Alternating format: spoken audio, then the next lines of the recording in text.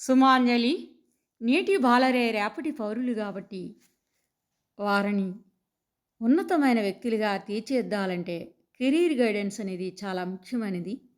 ఆ విషయాన్ని ఇప్పుడు చెప్పబోతున్నాను. జ్ఞానం అనేది ఒక శక్తి. దానివల్ల సమాజంలో గౌరవము, విలువలు అనేవి లభిస్తాయి. జ్ఞానాన్ని పొందడంలో నిరంతరము అప్రమత్తులమై ఉండాలి. నిరంతరము అభ్యాసులుగా ఉంటేనే అది సాధ్యమవుతుంది. పట్టిన పని ఫలవంతమయ్యే వరకు పట్టుదలతో కార్యసాధన చేయాలి. కార్యసాధనలో ఎలాంటి విఘ్నాలు, అవాంతరాలు, ఆటంకాలు ఏర్పడినా కూడా లెక్క చేయకుండా, వెనుకంజ వేయకుండా, ఓర్పు సహనంతో చేపట్టిన కార్యాన్ని పూర్తి చేయాలి. కాలాన్ని వృధాగా చేయకూడదు. గడిచిన కాలం తిరిగి రాదు. కాలము చాలా విలువైనది. మరియు 10 మంది మేలు కోసమని తలను వంచినంతా కూడా తప్పు లేదు.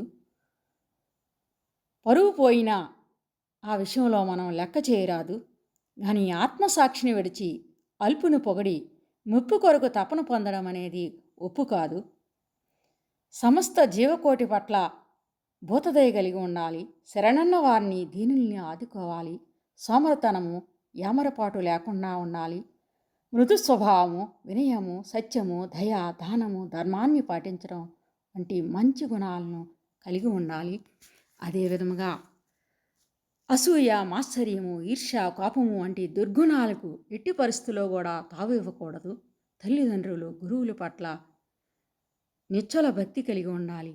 ఇవన్నీ కూడా ఉత్తముని యొక్క లక్షణాలు. ధన్యవాదములు.